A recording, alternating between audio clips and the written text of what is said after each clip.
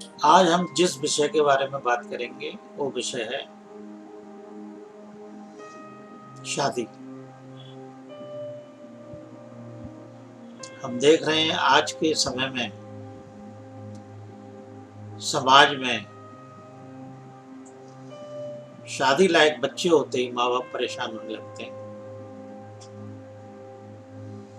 चाहे कोई लड़की वाला घर हो, चाहे कोई लड़के वाला घर हो, अच्छे रिश्ते मिलना, अच्छे रिश्ते ढूंढना, ये एक ऐसा गंभीर विषय है कि ये खाली ज्योतिष के माध्यम से ही हल नहीं होने वाला। इस विषय में हमें अपने जीवन में अपनी सोच भी बदलनी पड़ेगी, अपना नजरिया भी बदलना पड़ेगा।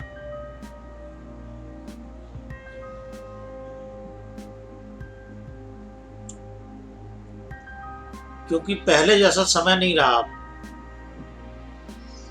पहले लोग विवाह योग्य लड़का हो या लड़की, उस परिवार की रिश्तेदार, भाई बंधु, यार दोस्त मदद किया करते थे।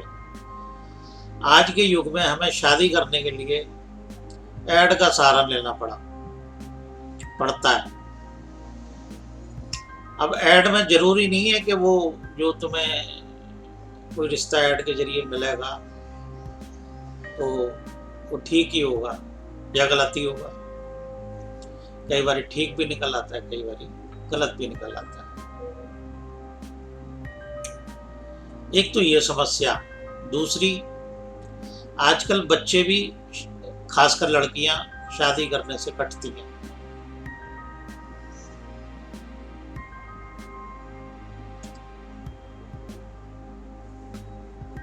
शादी का विषय जब माँ बाप उनसे चर्चा करते हैं तो उनके चेहरे पे रौनक ही गायब हो जाती है। मैंने कई परिवारों में देखा है ऐसा, और कई लड़के वाले भी परेशान हैं कि उनके लड़के मना कर देते, मैं अभी नहीं कर रहा, पहले कैरियर सेट करूंगा। और ये कैरियर सेट करते करते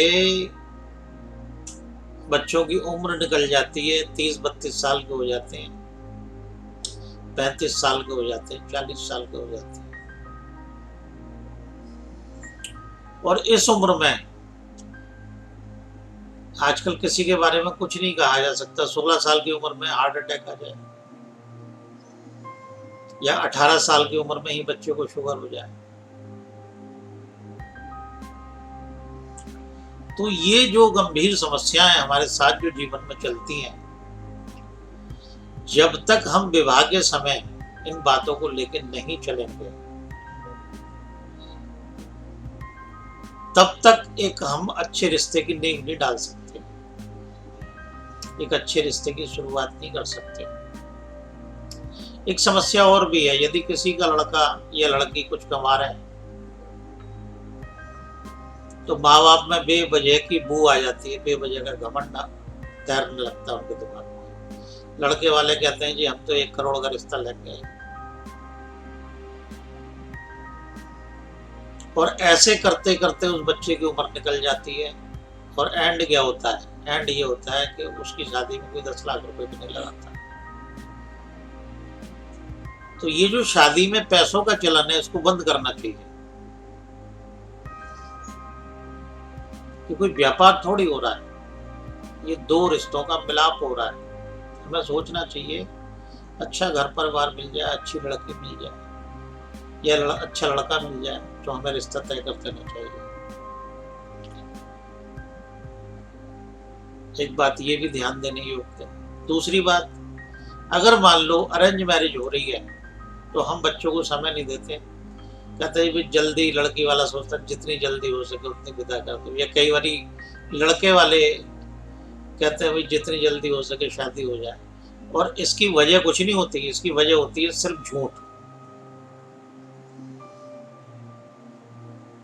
दोनों तरफ से अपनी बात को दबाने के लिए वो जल्दबाजी करते हैं, और उस जल्दबाजी का जो नतीजा होता है वो नतीजा होता है एंड में तलाक। लड़ाई झगड़े, दंगे फसाद, घर गृहस्थी में टूटन।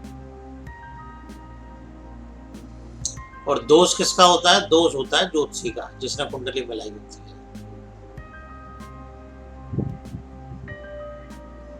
एक एक बार में एक एक लड़की के लिए 4-4 लड़के का चुनाव करोगे और ज्योतिषी को आधे घंटे का टाइम दोगे, क्या देगा? क्या देखेगा वो? और मजे की बात सुनो, आजकल लोगों ने अपने मोबाइल में ही ज्योतिष की ऐप जो है डाउनलोड कर रखी है और उसी से वो गुण मिलान कर लेते हैं। तो मित्रों, मैं यहाँ बताना चाहता हूँ, ध्यान दें कि खाली गुण मिलान के आधार पे शादी नहीं करनी चाहिए, ये गलत है सर्वदा। हमें कुछ और चीज़ें भी देखनी चाहिए। मैंने पिछली वीडियो में कहा था कि हम जब जाएंगे लड़का देखने तो उसकी अच्छी हेल्थ देखेंगे, अच्छी वेल्थ देखेंगे, उसका केयरिंग नेचर देखेंगे। इसी तरीके से लड़की की शादी करेंगे, लड़का अपने लिए लड़के की शादी करेंगे तो हम लड़की के अंदर क्या देखेंगे? वो मुंह फट ना हो, समझे, सेहत की ठीक हो, बच्चा पैदा करने की क्षमता हो उसके अंदर, ठीक है। कुछ बातें हम कुंडलियों से मिला लेते हैं, कुछ बातें हमें जनरल नॉलेज के तौर पे मान लो हमें खुल के करनी चाहिए, लेकिन हम वहां झूठ बोल जाते हैं, हम बात को दबा जाते हैं। तो मित्रों, ये बातें हमें आगे चलकर नुकसान देती हैं।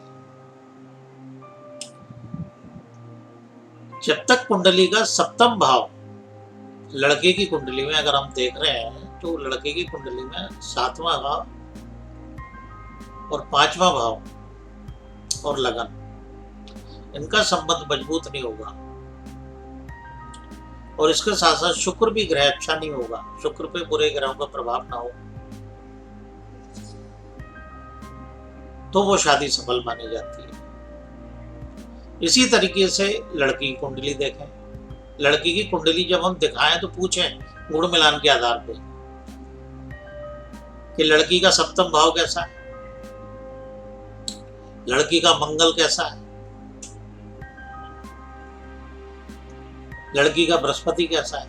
जिस लड़की का कुंडली में बृहस्पति और मंगल और सप्तम भाव, इन पे पापी ग्रहों का, इन पे अशुभ ग्रहों का, इन पे शत्रु ग्रहों का प्रभाव होगा तो वो शादी कामयाब नहीं होगी। मान लो सप्तम भाव में मंगल और राहु बैठे हुए हैं, मंगल को राहु पीड़ित कर रहा है, केतु भी पीड़ित कर रहा है, तो वो शादी अक्सर टूट जाया करती है घर में लड़ाई झगड़ों की वजह से। और उसमें 50% उस शादी को टूटने में उसके माँ बाप भागीदार होते हैं। क्यों? आजकल मोबाइल चल गया है, ससुराल में जाती लड़की हर घर की रिपोर्ट अच्छी बुरी अपनी माँ को देती है। तो मेरा उन माओं से भी कहना है कि वो माँ अपनी लड़की के मोहवश ना आके उसको जो एक अच्छी सीख है वो दे। और इसी तरीके से जिन व्यक्तियों को अपने लड़कों पे घमंड है, या जो माँ बाप अपने बच्चों की गलतियों पे पर्दा डालते हैं, पता चला बच्चा रोज शाम को शराब पी के आ रहा है, माँ बाप जो है वो तो बर्दाश्त कर लेंगे, लेकिन जो दूसरे घर से आएगी वो कैसे बर्दाश्त करेगी? उसका तो जीवन तुम लोगों ने नरक बना दिया। तो फिर उनको ये गुमान होता है कि भाई हम लड़के के पिता हैं। आज युग बदल रहा है, दोनों तरफ से समानता होनी चाहिए, क्या लड़का क्या लड़की। एक तरफ हम कहते हैं बेटी बचाओ बेटी पढ़ाओ, एक तरफ हम समाज में शादी के समय ये तुच्छी हरकतें करते हैं आपस में। तो ये जब रिश्तेदारी जोड़ने का ये तो कोई तरीका है नहीं। अगर रिश्तेदारी जोड़नी है तो दोनों तरफ की कमियां एक्सेप्ट करनी चाहिए, दोनों तरफ की खूबियां एक्सेप्ट करनी चाहिए, तभी एक दूसरे को गले लगा के हम किसी रिश्ते को सफल बना सकते हैं। अब लड़की वाला कहता है हम क्यों झुके, हम तो ऊंचे हैं, लड़के वाला कहता है हम क्यों झुके। तो किसी को तो पहल करनी पड़ेगी। जो झुकता है वही झुकाने की क्षमता रखता है, जो झुकता ही नहीं उसे दुनिया तोड़ देती है। फिर उसका जीवन उसके पास कहाँ रहता है, उसका जीवन तो भटक ही जाता है। एक विवाह में मेजर परेशानी और हमें देखने को मिलती है कि रिश्ता भी पक्का हो जाए और हमने शादी भी तय कर दी, टेंट बुक कर दिया, बैंक्वेट हॉल बुक कर दिया, या कोई फार्म हाउस बुक कर दिया, पंडित जी बुक कर दिए, कैमरामैन बुक कर दिया, सारी चीजें बुक कर दी। पंडित जी से हमने विवाह के जो फेरे पड़ते हैं उसका लगन समय भी निकलवा लिया, लेकिन 90% जो है वो फेरे लगन के समय पे नहीं होते, या तो आगे हो जाते, मतलब बाद में ही हो पाते हैं। जब वो फेरों का समय निकल जाता है तब वो फेरे हो पाते हैं। क्यों? हम ध्यान ही नहीं देते, अभी फोटोग्राफी नहीं हुई, अभी खाना खा रहे हैं, अभी ऐसा हो रहा है, अभी वैसा हो रहा है। और जिस रिश्ते को जोड़ने के लिए जो जिस ब्राह्मण को तुमने बुला रखा है, जो सनातनी परंपरा है,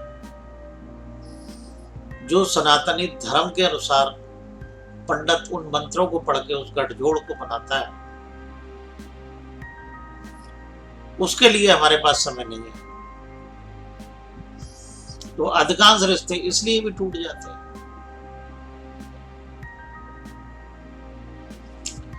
मित्रों, ये तो शादी है, हम किसी भी जीवन में किसी भी रिश्ते को ले लें, जब तक हम झुकेंगे नहीं, जब तक किसी को झुका नहीं सकते। लड़के वाला उम्मीद करता है कि ये लड़की वाला ये तो झुकेगा ही सारी जिंदगी। क्यों भाई? उसने कोई गुनाह कर रखा है? अगर उसके घर में लड़की पैदा होगी तो उसने गुनाह कर रखा है। वो अपने जीवन के टुकड़े को तुम्हें सौंप रहा है, और तुम्हारा जो नजरिया है, तुम्हारी जो सोच है, वो इतनी छोटी है। और बहुत से लोग इस बात में झूठ बोलते हैं कि हम जी अपने घर में बेटी बना के ले जा रहे हैं, 3 कपड़ों में, चाहे विदा कर देना। और आजकल पिछले 10 साल से एक रिवाज भी चल रहा है, ध्यान दें मित्रों, इसमें जो है ये बड़ी अटपटी बात है, लेकिन इस पर सोच के देखो तो इसके परिणाम अच्छे मिलेंगे। क्या? लड़की वाले से डिमांड की जाती है कि भाई तू गाड़ी दे दे। अब लड़की वाले के पास 4 लड़कियां, चारों को गाड़ी कैसे देगा? तो वो फिर बीच का जुगाड़ ढूंढते हैं। बीच का क्या जुगाड़ ढूंढते हैं? भाई आधे पैसे तुम दे दो, आधे हम दे देते हैं, और वो गाड़ी आके दोनों की शान को बढ़ा देती है, लेकिन एक कलेश भी पैदा कर देती है। क्या कलेश पैदा कर देती है? क्योंकि लड़के वाले अपनी शान में, अपने परिवार में इस बात को, बड़े बेटे को, छोटे बेटे को, उनको तो पता ही होगा, इनको कैसे छुपाएंगे उनसे। तो बाद में जब लड़की घर जाती है तो उसकी जेठानी या सास उसको ताना मारती है, तेरा बाप तो गाड़ी भी नहीं दे सकता, हमने आधे पैसे डाले, हमने तेरे बाप के साथ ऐसा किया, हमने तेरे बाप के साथ ऐसा किया, हमने यहाँ मदद की। वो लड़की उन तानों को सुन सुन के ही उसका आधा जीवन नरक हो जाता है। और फिर तुम उस लड़की से उपेक्षा करते हो, वो तुम्हारी इज्जत करे। कैसे इज्जत करेगी?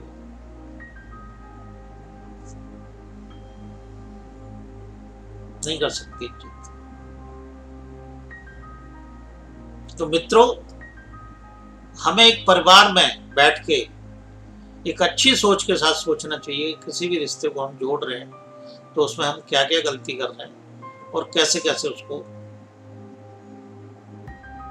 इन गलतियों के परिणाम क्या होंगे। इसी तरीके से मान लो किसी लड़की की आमदनी कम है और लड़की या लड़की वाला कहता है भाई ठीक है, इनकी टिकटें हम बाहर हनीमून की करा देते हैं, ऑस्ट्रेलिया चले जाएंगे या सिंगापुर चले जाएंगे, और लड़के वाले की गुंजाइश नहीं है या लड़के की गुंजाइश नहीं है, तो लड़की वालों को भी सोचना चाहिए। तुम एक बारी उसको भेज दोगे तो क्या तुम उसे अपने पैसे का रुतबा दिखा रहे हो? तुम उसे शर्मिंदा क्यों कर रहे हो? अगर उसको ये सिखाओ कि बेटा तुम दोनों खुश रहो, अपने रिश्ते में एक दूसरे को समझो, लड़की वाला लड़की को समझाए, लड़के वाला लड़के को समझाए, और जो लड़की की आमदनी हो उसी में अपना गुजारा करो, लेकिन नहीं, हमें स्टेटस दिखाना है। फलाने ने 2 करोड़ की शादी करी थी, लड़का क्या करता है? लड़का 20,000 रुपये महीने कमाता है, क्या खिलाएगा लड़की को? 2 करोड़ रुपए यदि तुम किसी लड़के के बिजनेस में लगा देते या दोनों के नाम की एफडी करा देते, तो वो उन बच्चों के दुख मुसीबत में काम आते। हम ऐसा नहीं सोचते, हम ये सोचते हैं 1000 आदमी बुला लो।